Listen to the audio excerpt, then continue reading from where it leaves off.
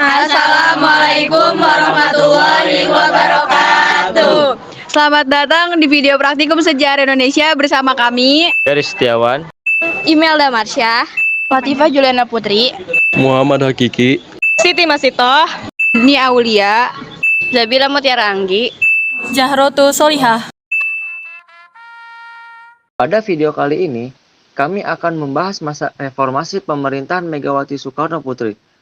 Setelah Abdurrahman Wahid diturunkan dari jabatannya, maka Wakil Presiden Megawati Soekarno Putri diangkat sebagai Presiden Republik Indonesia kelima dan dibantu oleh Hamzahad sebagai Wakil Presiden. Jadi, sekarang kita akan membahas masa reformasi periode pemerintahan Megawati Soekarno Putri. Simak terus ya.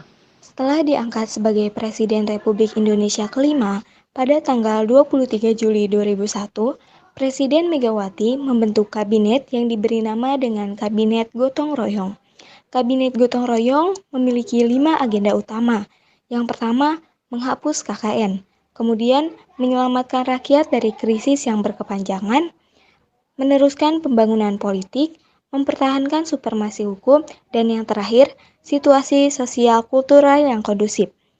Jadi, kebijakan apa saja yang ditetapkan dan bagaimana berakhirnya pemerintahan Megawati, kita bahas satu persatu ya.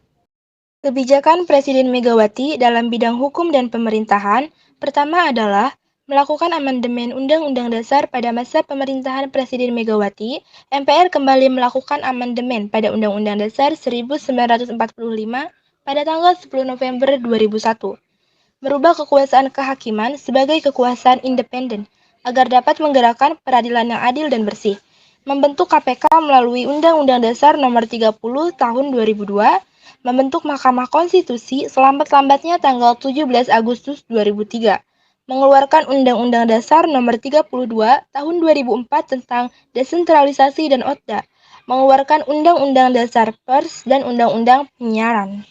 Kemudian Presiden Megawati juga menetapkan beberapa kebijakan penting terkait pemilihan umum, yaitu mengeluarkan Undang-Undang Nomor 12 Tahun 2003 tentang Pemilu, mengeluarkan Undang-Undang Nomor 22 Tahun 2003 tentang susunan dan kedudukan anggota DPR, MPR, DPD, dan DPRD, mengeluarkan Undang-Undang Nomor 23 2003 tentang Pemilu Presiden dan Wakil Presiden. Kebijakan Megawati dalam bidang ekonomi. Krisis ekonomi di Indonesia sejak tahun 1998 belum dapat teratasi oleh dua pemerintah sebelum Megawati. Pada awal pemerintahannya, Megawati dianggap berhasil membangun kembali perekonomian Indonesia.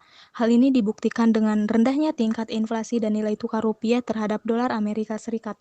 Hal ini juga berdampak pada stabilnya harga-harga barang. Beberapa kebijakan Presiden Megawati di bidang ekonomi diantaranya, yang pertama, mengatasi utang Indonesia dengan cara mengadakan pertemuan Paris Club 3 dengan IMF pada tanggal 12 April 2002. Pertemuan ini bertujuan untuk membicarakan penundaan pembayaran utang luar negeri. Yang kedua, memutuskan kerjasama dengan IMF dan membutuhkan BPPN. Yang ketiga, melakukan privatisasi BUMN, yang artinya menjual saham perusahaan BUMN. Yang keempat, menaikkan pendapatan per kapita sekitar 930 dolar Amerika sehingga nilai tukar rupiah terhadap dolar menjadi 8.500 rupiah per 1 dolar Amerika. Yang kelima, mencapai swasembada beras tahun 2002 dan pada tahun 2023 ada kebijakan larangan mengimpor beras berdasarkan Impres nomor 9 tahun 2002. Kebijakan Presiden Megawati dalam mempertahankan kedaulatan NKRI. Pada masa pemerintahan Megawati, wilayah yang paling rentan ingin memisahkan diri dari NKRI adalah Provinsi Nangro Aceh, Darussalam, dan Papua. Keduanya adalah wilayah yang kaya akan sumber daya alam, namun mereka hanya mendapat sedikit dari hasil sumber daya alam.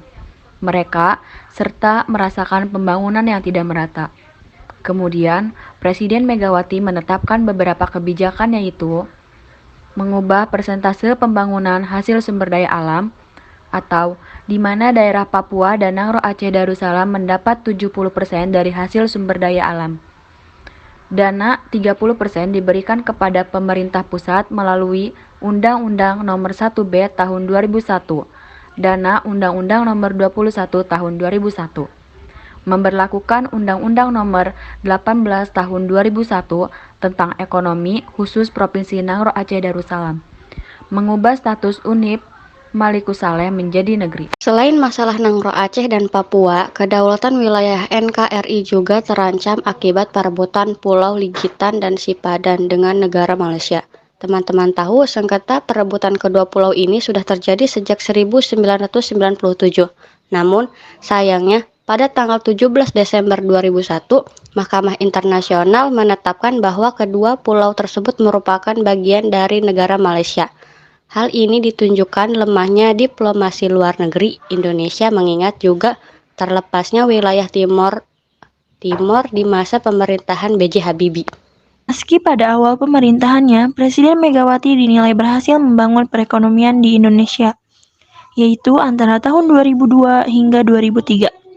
Pencapaian Presiden Megawati di bidang ekonomi mulai menurun, salah satunya ketika Presiden Megawati menetapkan kebijakan kenaikan harga BBM, tarif data listrik, dan kenaikan pajak pendapatan negara.